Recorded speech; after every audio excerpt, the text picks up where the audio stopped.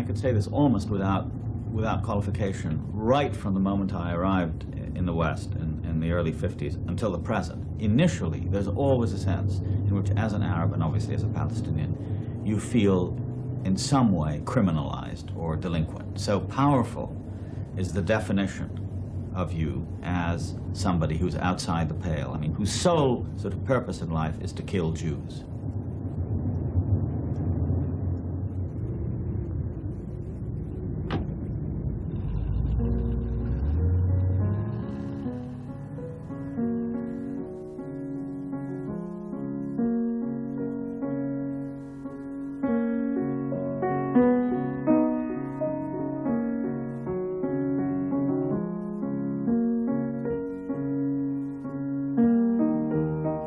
Edward Said is one of America's most distinguished literary scholars and critics.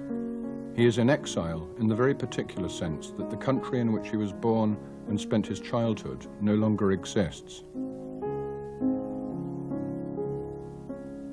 Although most of his time is devoted to academic work, writing and lecturing on literature and music, Said's other great preoccupation in exile is the story of Palestine and the Palestinians.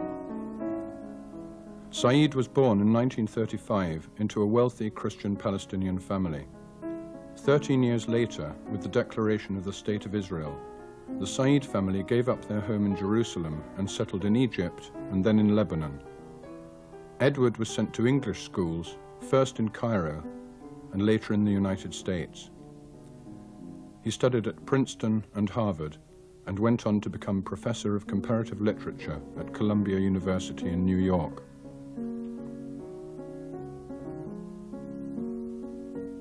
Said is a member of the Palestine National Council and a supporter of the PLO. In March, he was invited to Washington to advise George Shultz on the Palestinian question.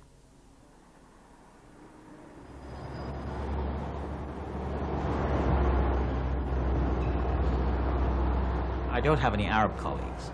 Most of my colleagues are in fact Jews or Americans who have no connection with the Middle East. And with them, I mean, my relationships on the whole, I would say, are thoroughly normal and perfectly pleasant. I mean, I think there's a general sort of way of being in the academic world that tends to reduce conflict, so that with Jewish colleagues who may feel strongly about it, we simply never talk about it. The worst aspect of it is, of course, the occasional threat of violence. I mean, my office has been raided and vandalized. I've received death threats and phone messages that are, you know, quite unpleasant. So there's that. I mean, there's the hint of violence around there. And I suppose, in general, I do feel, given the atmosphere surrounding Palestine and Palestinians, in New York in particular, I do feel, whether anything is said overtly or not, I feel as if I'm a delinquent, sort of before anything gets going, I am somehow guilty as charged. Along with other left-wing Arab and Jewish intellectuals, Said appears in several academic blacklists as an enemy of Israel. I think, to be honest with you, my first inclination is to be vaguely amused by this, because, I mean, I must say, as a group who's supposed to be the enemies of Israel, we seem, to me anyway, to be not a very formidable, you know, enemy.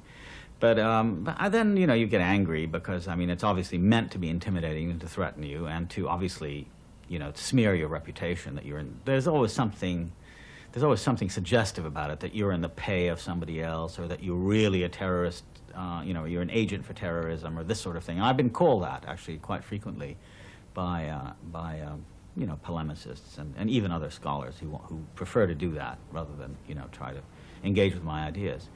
But I think the overall feeling that I have is one, when I think about it, you know, for any length of time, is one of you know, astonishment that at the sort of injustice of it. You know, here I am, a child of a people that's been sort of kicked out of its own land, forbidden to return. I mean, that is to say, most of the authors of these books, for example, are sometimes students who are employed by these agencies to spy on me and to find out what I say and this sort of thing. And if they're Jewish, just by fact of being Jewish, born in New York, of a Jewish parent, they're entitled to go to Israel, or Palestine, as I call it, become Israeli citizens at any time that they wish. I was born there, my father was born there, my grandfather, great-grand, etc. And I can't return. I don't have the same right. I mean, the law of return somehow covers them And my people, my family, were kicked out of there. And they're writing books about me, accusing me of terrorism. I mean, the enormity of the whole thing just baffles me at the same time that it strikes me very strongly.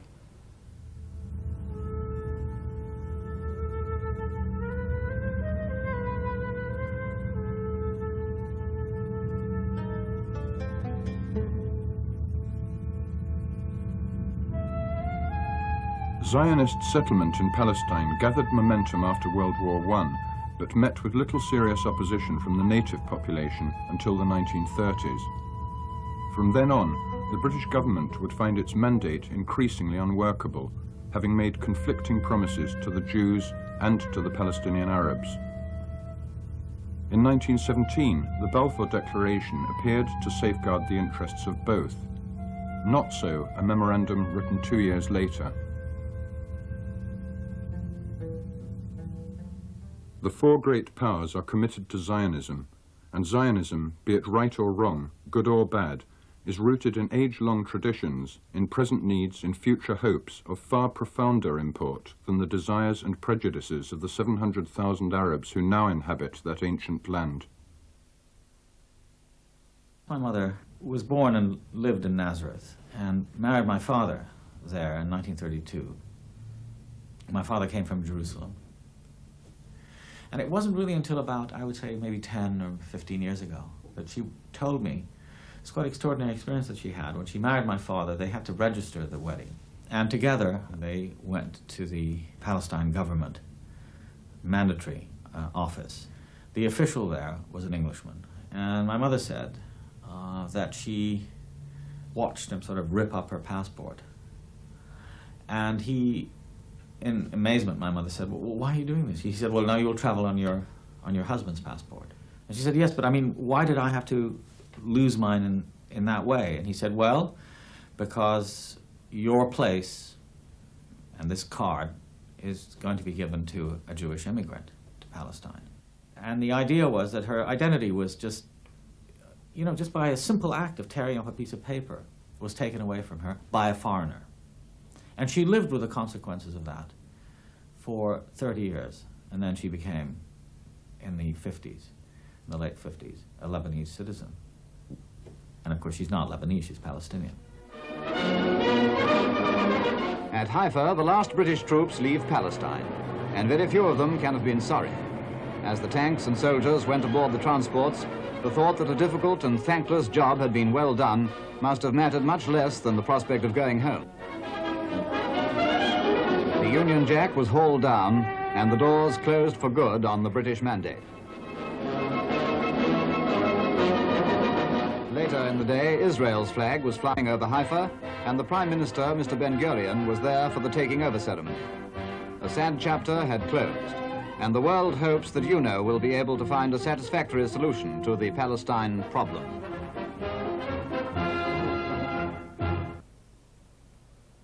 There's a place on the application which says place of birth, so I put down Jerusalem, Palestine. Then I'd get a passport back saying Jerusalem, Israel. I'd then go into the passport office and say, look, I wasn't born in Israel. I said, where were you born? Palestine. Well, Palestine doesn't exist anymore. So I say, yeah, but I was born there, and Israel didn't exist when I was born. So back and forth until finally I get a passport. It just says place of birth, Jerusalem, without any country listed. I don't think it would work for any other city, because Jerusalem is, I suppose, a rather special place.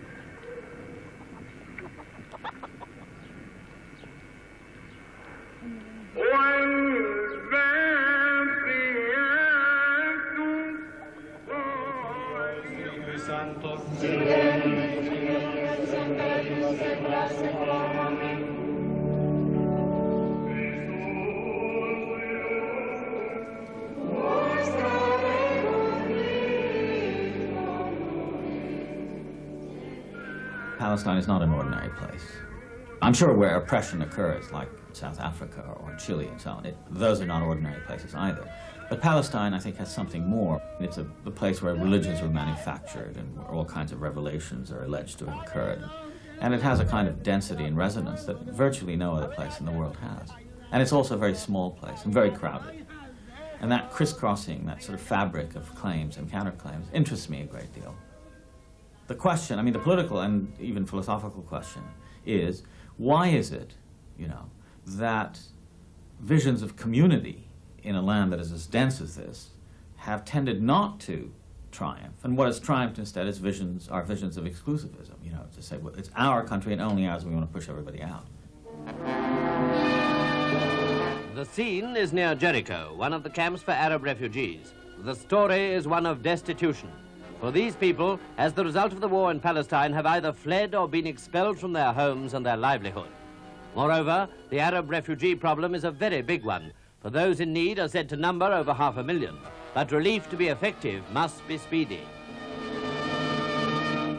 It's been very important to try to understand, for me, the tremendous appeal of Zionism to the European mind. And I would say that there are really two very powerful and compelling reasons for that appeal. One of them is, the first reason is that Zionism is appears to be a movement and an ideology that sort of gathered together the remnants and the kind of remains of a shattered community of people who had historically been oppressed and abused and discriminated and persecuted in the West, and gathered them together into a very powerful movement which created a new country. It had all the elements of a kind of phoenix, you know, rising from the ashes. And it also had the appeal of the creation of a new state, which is, I think, very central to the European consciousness.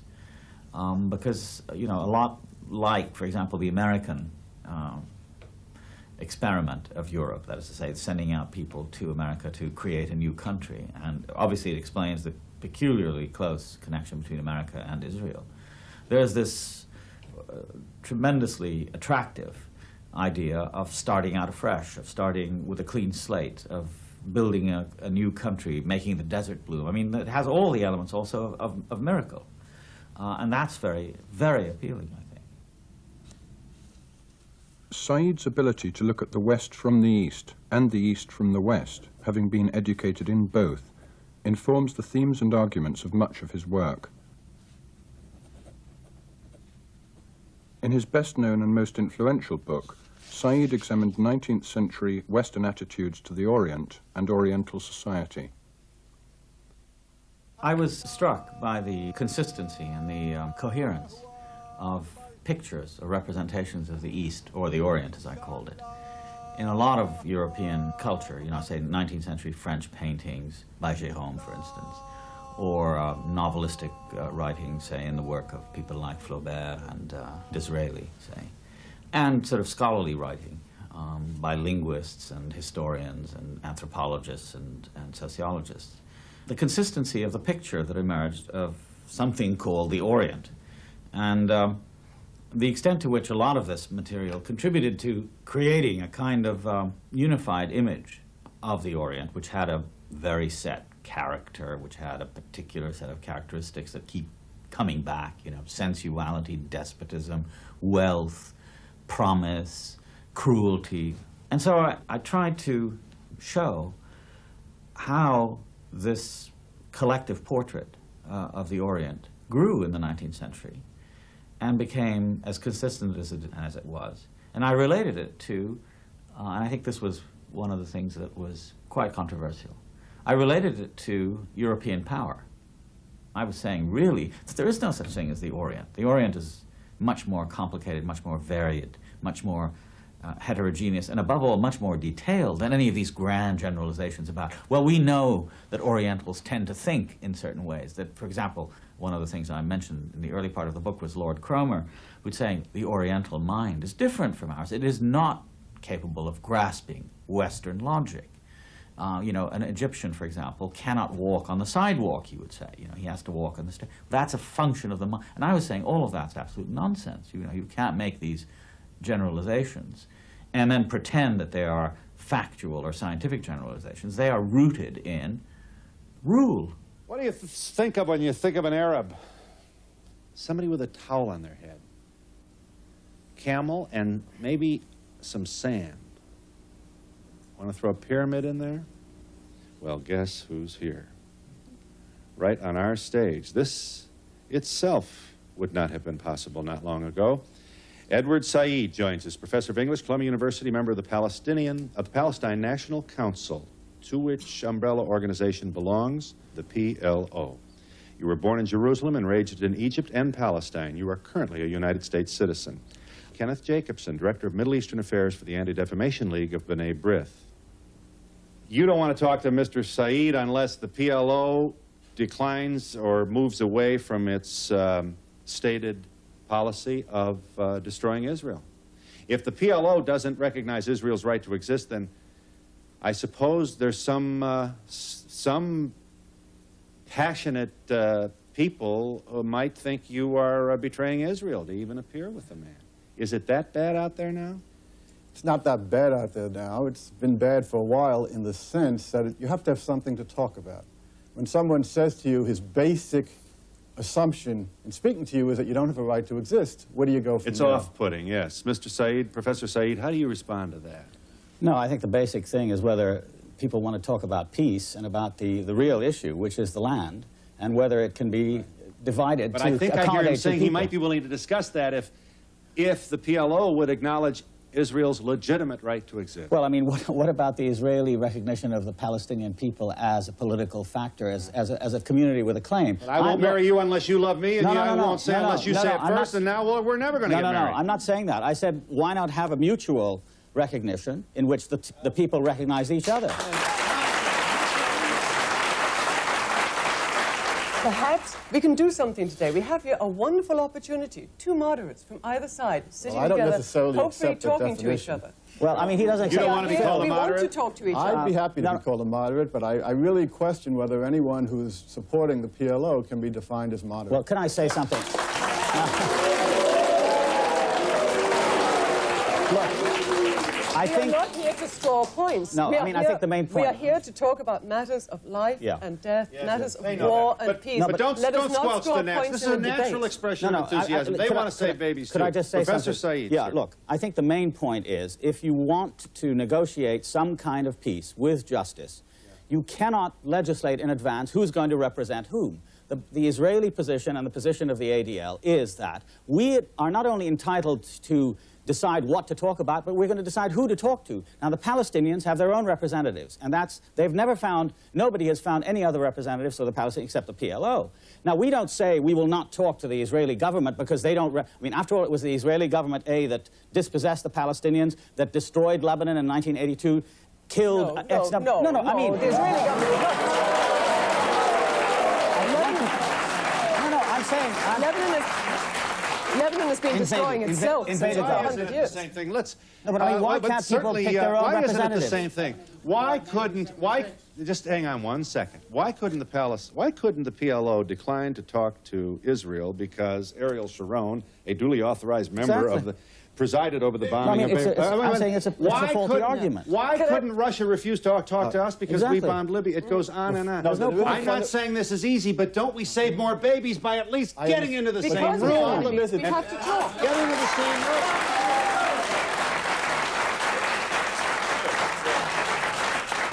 The problem is it didn't start yesterday. Wait, It we didn't have to start talk. yesterday. I think the really dramatic change, which I again read about, was, I think, 67, the War of 67, where the entire map of the Arab world changed. And for the first time, Israel, which had been confined largely to the small boundaries of the state, had sort of overflowed into Jordan, taken the West Bank and Gaza, taken the Sinai and the Golan Heights.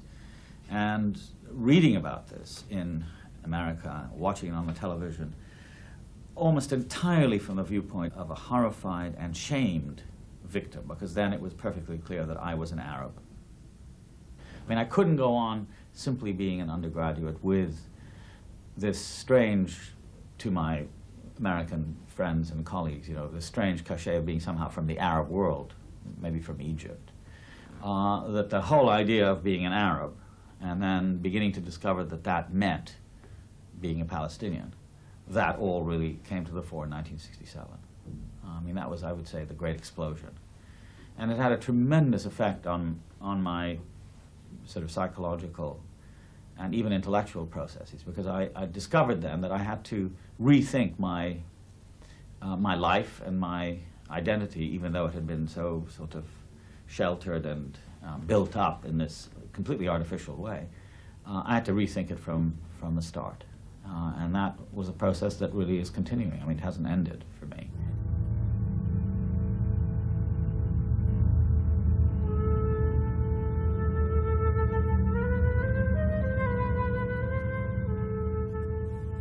In his 1979 book, The Question of Palestine, Said quotes the Israeli general Moshe Dayan.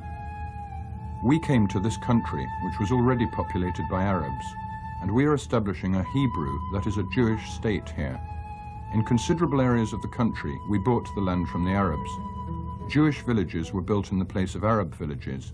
You don't even know the names of these Arab villages, and I don't blame you, because the geography books no longer exist. Not only do the books not exist, the Arab villages are not there either. There is not one place built in this country that did not have a former Arab population." The great problem that we face as a people is that we're being told by the Israelis that, in a certain sense, we don't really exist, that the continuity of our existence in Palestine, that our history, our identity, is sort of manageable by Israeli historians, by propagandists, by politicians, is manageable as something else. The Arabs of Judea and Samaria, Begin used to call us, two-legged beasts, terrorists, everything but not Palestinians. We were there. I mean, you can't do more than that. But it's so indecent and humiliating an exercise to have to say that we do exist. That is to say, there were villages, Palestinian villages, there were Palestinian cities, there was a Palestinian society, there were Palestinian people before 1948 who were Arab and who formed a society, underdeveloped or whatever you want to call it, but it was there, which abruptly and dramatically in the middle part of 1948 was shattered, dismantled, destroyed by the Zionists. There's also a question of how Zionism conceives Arabs, and it has become current for Arabs to call Zionism a racist ideology. Now, what, Patrick Seal, is the basis of that charge? Well, I know it's a charge which created outrage when it was first raised. I think at the UN they tried to dub Zionism as a racist thing. But you see, unfortunately, I think there is something in it. I mean, much as one hates to say so, but if you just look at some of the statements, say, of a man like Begin, I mean, he's always ranting about Jewish blood and how precious it is, with the implication, of course, that Arab blood is much less precious. And he says things like, Palestinians are animals walking on two paws. Or you remember his chief of staff at the time, Raful Eitan, talked about Palestinians being cockroaches in a bottle. Now, he talks about blood libel against the Jews, or of course his famous phrase at the time of the Sabra and Shatila massacre. He said, if Goyim kill Goyim, what concern is it of ours? Now that, it seems to me, is an absolutely racial remark. Now, of course, this is not the only basis of that evidence, and there's a great deal more, and particularly, of course, the treatment of Jews from Arab countries in Israel. And they would be the first, I think, to say that they had been treated in a racialist way. I've just been reading a very interesting book. I thoroughly disagree with this. I must thoroughly disagree with it. Right. And now, of course, you can mention, I can give you a list of 24 other loudmouth generals in Israel who have said outrageous things, but this you can say about every country. I mean, in this country there are no loudmouth politicians and loudmouth generals. Surely I would not make generalizations about England on the basis of what a couple of politicians they have said about the West Indian immigrants and so forth. Is Begin just a random politician, or does he represent a trend? Well, Begin does not represent a trend. Begin, I think, is a very sad consequence of 40 or 50 years of Arab-Israeli wars.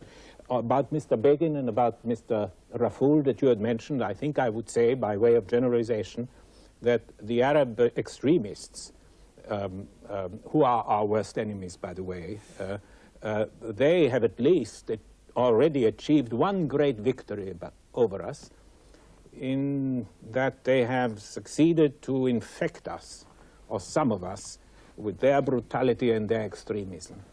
This, I think, is a consequence of 50 and 60 years of war.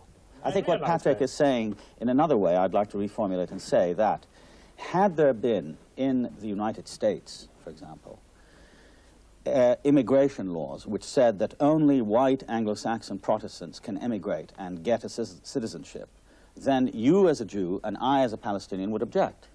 Now, the same law, an inverse formulation of the same law, which says that only a Jew can emigrate to Israel, whereas a Palestinian who is born there and can... Don't forget the historic context. No, I'm sure, I'm not saying... This law was passed barely 5 or 6 years after the gates of Auschwitz had closed. No, I understand when that. everybody had seen that the I'm Jews not were the there aren't only reasons people for it. who were thrown in the gas chambers because they were the only people in Europe who had absolutely no control, not even the slightest measure of control over their fate. But doesn't the Jews convinced themselves, rightly or wrongly, that this had happened because they did not have a territory, because they did not have any power. This law was passed. Let's put this question more precisely. How exactly do you justify, not in 47 or 48, when the Auschwitz case seems to be unanswerable, but how do you justify in 1987 a law of return which entitles a Jew from London or from Manchester to return to enjoy rights and citizenship protection in Israel, which are denied to Arabs born in that country, born on that territory? Try as he or she might, a Palestinian finds it very difficult. I won't say impossible, but I think it's very, very hard. And in this, I think Palestinians are like most people. It's very hard for the Palestinian who feels himself or herself to have been the victim of injustice by Jews, Israeli Jews, to sympathize or imaginatively incorporate the history of the Holocaust and say, well, we forgive them for what they did. I mean, after all, they suffered this enormous, this colossal historical tragedy, the Jews did. And the fact that they are evicting us from our territory, that they are placing us under occupation, that they're treating us as third-class citizens, that they are killing our people, that they are confining us to camps, etc., etc., etc., we understand. Nobody can understand that. I mean, you can grasp the first fact, the fact of the Holocaust, but you can't translate that into your own doom. I mean, as another person, as the doom that is visited on you by those people. I mean, it's very, very hard to do that. On the other hand, I really genuinely believe that it's incredibly important for Palestinians to try to understand what it is that what force it is that we're dealing with. You know, I made a great effort to go and see Shoah, you know, the Lanzmann film about the Holocaust, which was shown recently in New York. You know, it's 9.5 or 10 hours, and I'm certain that that my wife and I were the only 2 Arabs in the audience when we saw it. And I could feel it all, you know, and I understood the enormous horror, and I was aghast at it. I mean, because I understood it as a kind of European or Western kind of Holocaust, which it was.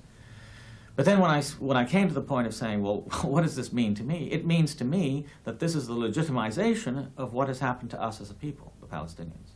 And then, you know, it's a paradox, you can call it an antinomy, you can call it a tragedy, but it doesn't lessen one's will, and this is the second point, it doesn't lessen your will to struggle against it.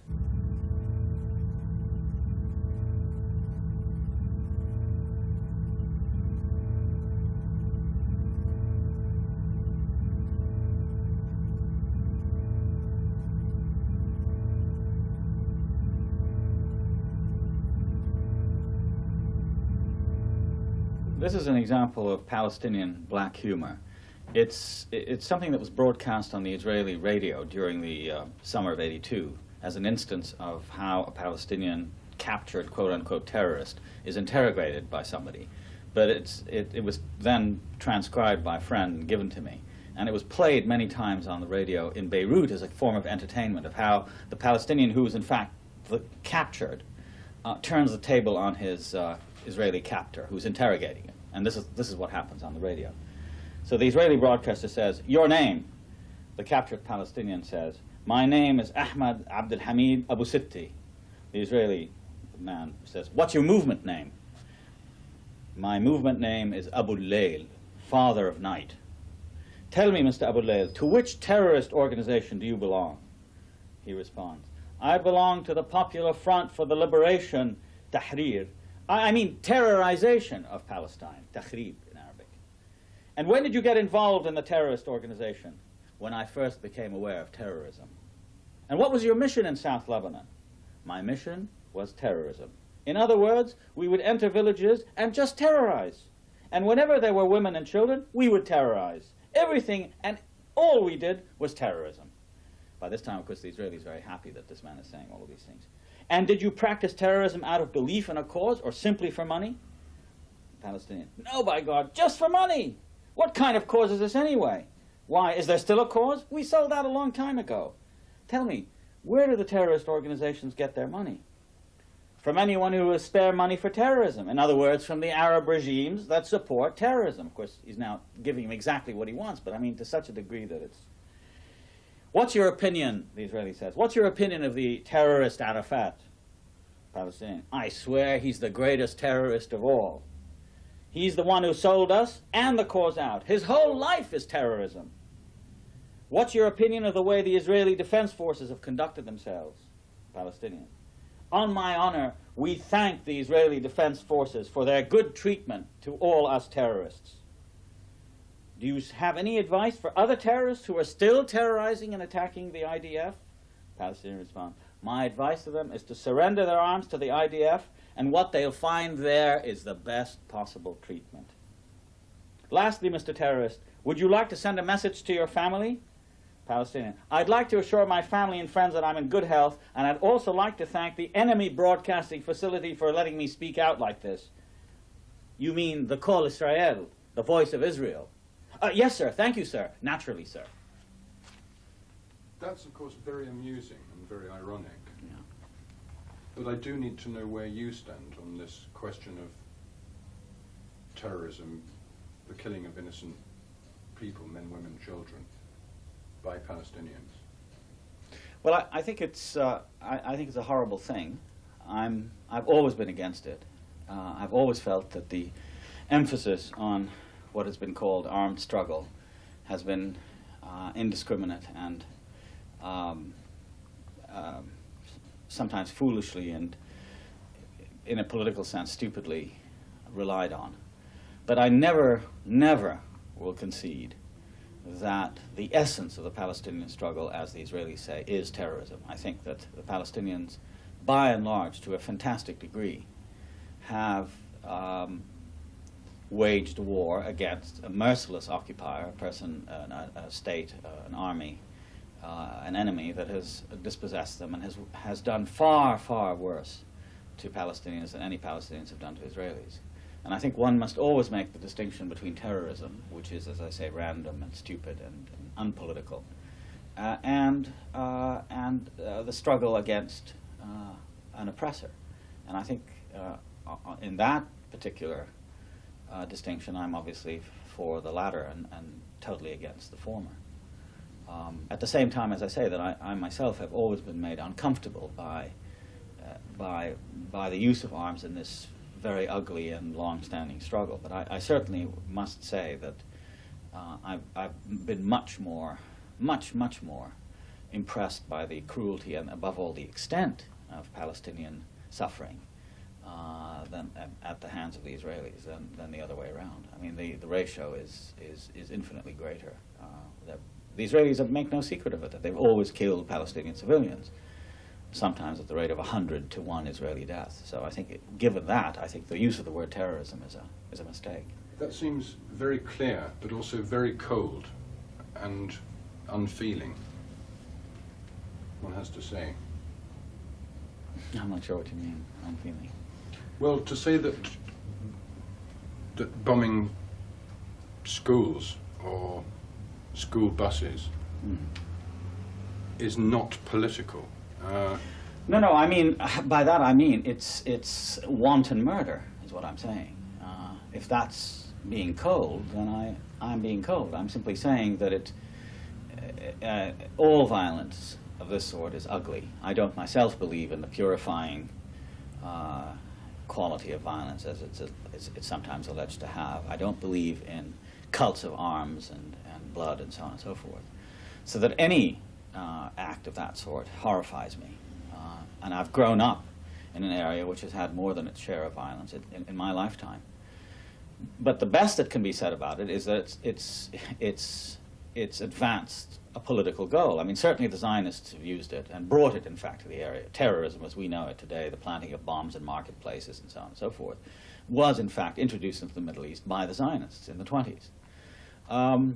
So I'm against that, but what I'm also trying to say is that some people will say that it advances a political cause. I myself don't feel that it does. I mean, I think in this way, it simply attracts attention to it.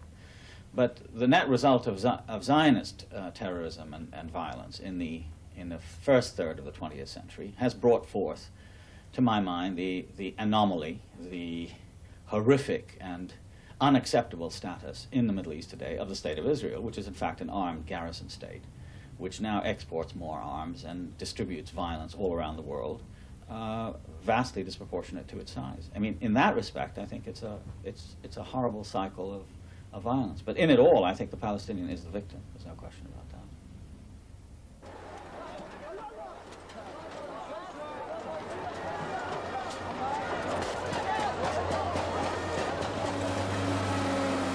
After 2 months' siege and bombardment by the Israel Defense Forces, the surviving PLO fighters left West Beirut to be dispersed in the few Arab countries still willing to receive and support them. Israel had invaded Lebanon with the aim of destroying the Palestinian state within a state, which had grown up under the leadership of Yasser Arafat and the PLO. This was not a purely military matter. The PLO had established schools, hospitals, and other institutions which the Israeli government wished to see removed from Lebanon. In the latter part of August of 1982, I was in, of all places, Chicago. My family, my mother, my sisters, my wife's family, many, many friends, were all in Beirut.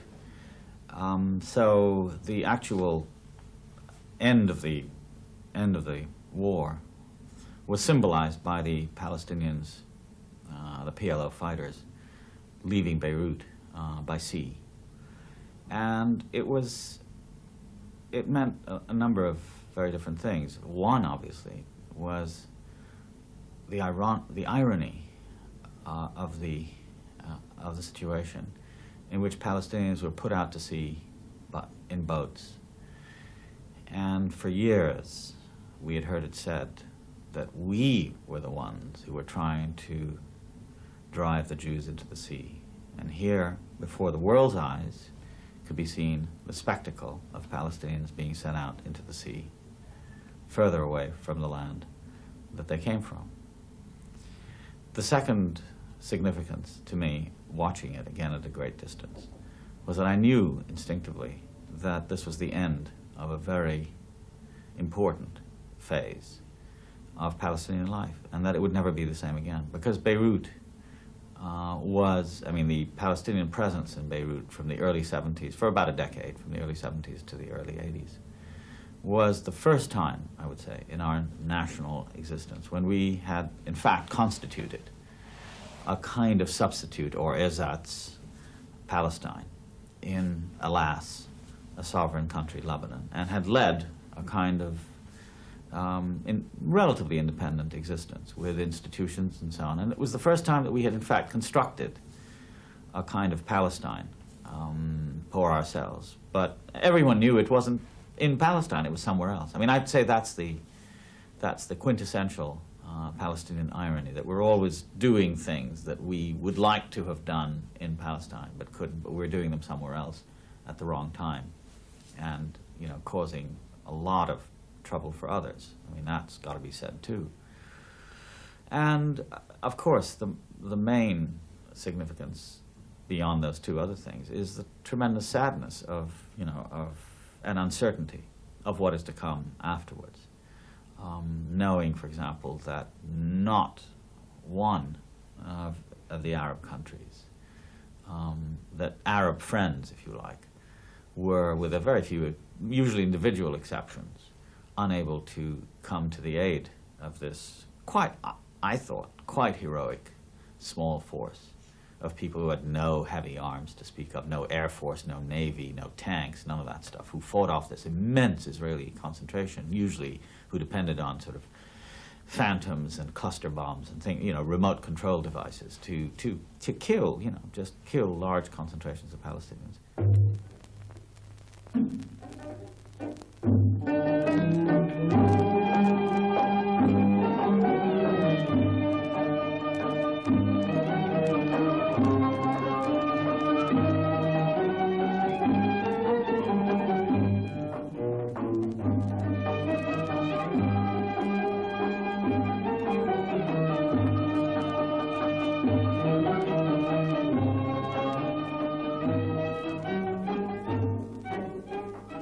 Beirut really became the last of the places of my early years, Palestine, Egypt, and Lebanon were the third, to which I could no longer return. And its disappearance was of immense and terribly sad significance for me. And second, it was also the loss of a place that had been immensely generous and hospitable to a whole generation of Arab exiles, not only Palestinians, but Iraqis and Syrians and Egyptians and Sudanese and so on. And it was the shall we say, the expatriate capital of the Arab world, and it was over. In that respect, Beirut really now stands for a kind of nostalgia, it represents a kind of nostalgia and intellectual and political and personal development, which is really utterly closed, shut off in a way that is so sad to behold, particularly as it seems to continue. I mean, it's not as if it happened and it was over, but the news of Beirut, as we hear it, and since my mother still lives in Beirut, is that of a city that's sort of chopping itself and bleeding to death.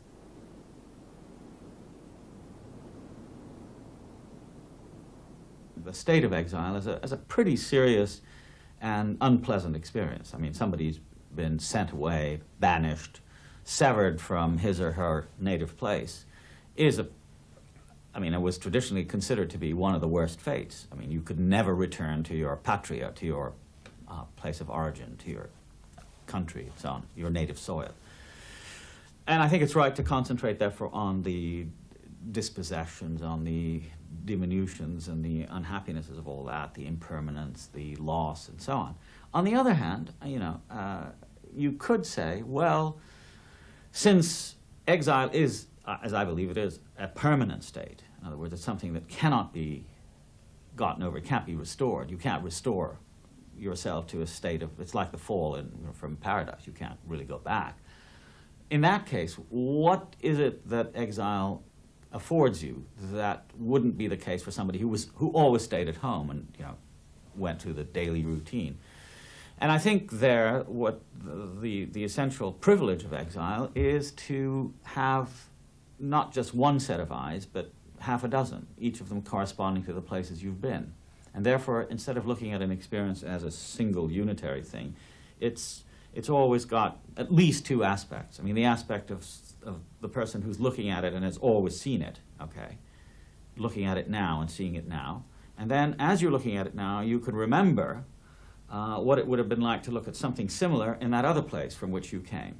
So you can bring the two experiences together, and there's always a kind of a doubleness to that experience. And the more places you've been, the more displacements you've gone through, as every exile does, because every situation is anew, and you start out each day anew, the more experience seems to be multiple and complex and composite and interesting for that reason.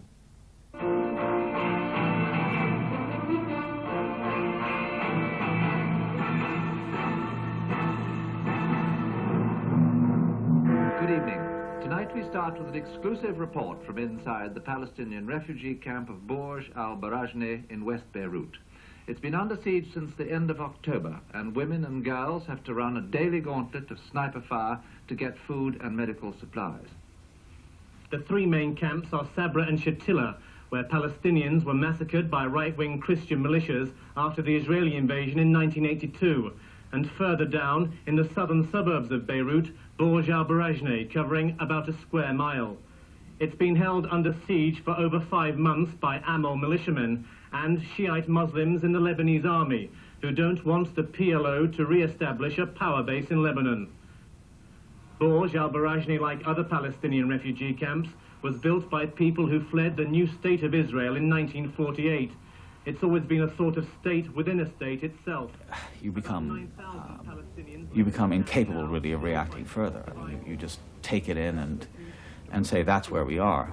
But I think it encourages in me, and I think in most Palestinians who have watched or heard about this, the will to resist further. I mean, that you know, we mustn't let this simply take place and these people be effaced. We must continue to fight and to struggle towards something that will take us out of this, and that Borj al-Barajneh and Shatila and Sabra and all the other Tel Zatar, I mean, there's a whole string of these catastrophes in our histories, have to end up somewhere that isn't just another catastrophe. Above all else, they know the cost of food that comes from the outside cannot be counted in Lebanese pounds. It is paid for in blood, an 18-year-old victim of the death passage having paid for bread with her life. Well, I think to a large degree it is their fault. I mean, I have no doubt that it's the case that the Palestinians' fault is that they exist. And wherever they exist, whether they exist in former Palestine, now Israel-occupied territories, Jordan, Syria, Lebanon, Egypt, and elsewhere, they are a reminder, because they are extremely politically conscious. They are people who are simply not going to go back on their national demand, which is self-determination, a society in a place of their own, so that by their very existence, which is their fault, technically speaking, they are a provocation to all the societies and all the states in the region and in the world elsewhere, who have tried to eliminate them or say that these people should be settled elsewhere. They should give up on this. Now, we now have Israel, we now have Lebanon, we now have Jordan. Let's not have another state. So the stubborn resistance of the Palestinian to say, no, I'm the one who was driven off the land and dispossessed and dislocated. And just that very fact, to say that you're a Palestinian today in Lebanon or elsewhere, is really to incur the wrath of your host or whoever thinks of you as a problem. And I think it's as simple as that. This is not a war to prevent Yasser Arafat or the PLO from establishing a base. This is a war to exterminate the Palestinian national identity. It's as simple as that. On the day the talk was supposed to be of peace, the violence continued with renewed fury. The Israelis had moved hundreds of additional soldiers and policemen into sensitive areas in an attempt to keep the lid on the uprising whilst Mr. Schultz was starting his peace mission. They failed. They particularly wanted to keep Jerusalem quiet whilst Mr. Schultz was in the capital. That failed too. In this incident, border police clashed with a group of American tourists who berated them for roughing up a passing Palestinian youth. The border police, responsible for some of the worst excesses in a lengthening catalogue of Israeli brutality, displayed little regard for the tourists' protests. They gassed them.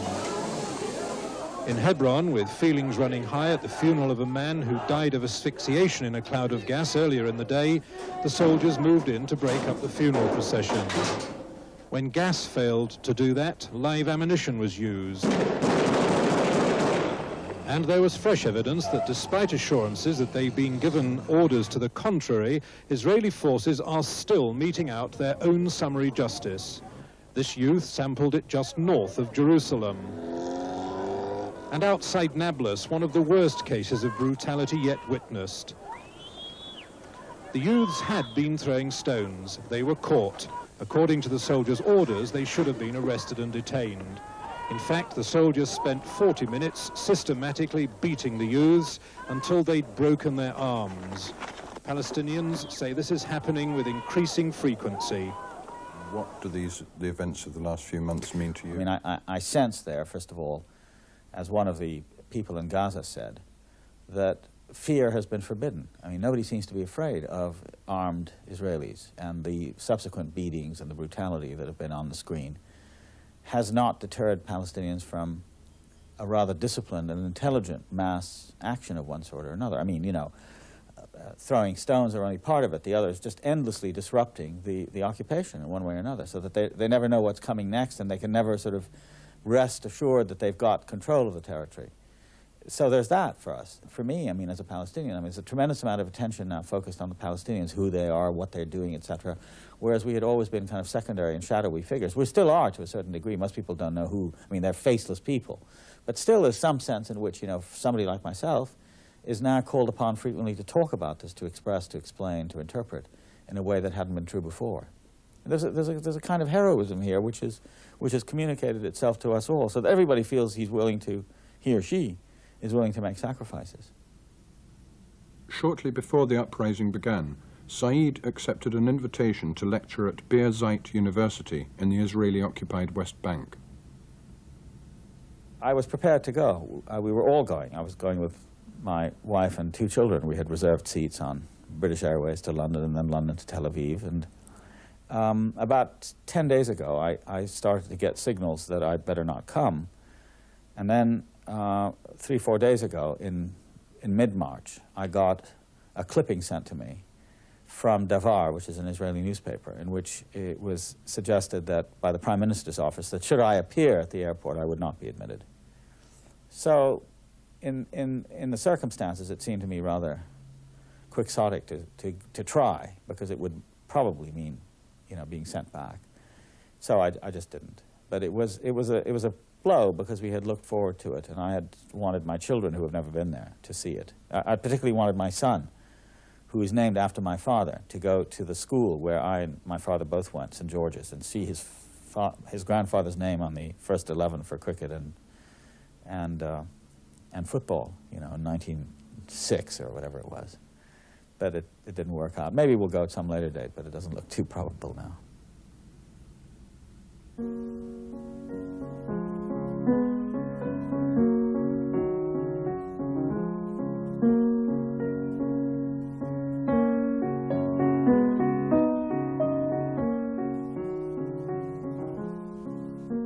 Exile. The facts of my birth are so distant and strange as to be about someone I've heard of rather than someone I know. Nazareth, my mother's town. Jerusalem, my father's. The pictures I see of these places today display the same produce, presented in the same carelessly plentiful way, in the same rough wooden cases. The same people walk by, looking at the same posters and trinkets, concealing the same secrets, searching for the same profits, pleasures, and goals. The same as what? There's little that I can truly remember about Jerusalem and Nazareth. Little that is specific, little that has the irreducible durability of tactile, visual, or auditory memories that concede nothing to time. Little that is not confused with pictures I have seen or scenes I've glimpsed elsewhere in the Arab world. Palestine is exile, dispossession, the inaccurate memories of one place slipping into vague memories of another. The story of Palestine cannot be told smoothly. Instead, the past, like the present, offers only occurrences and coincidences, random.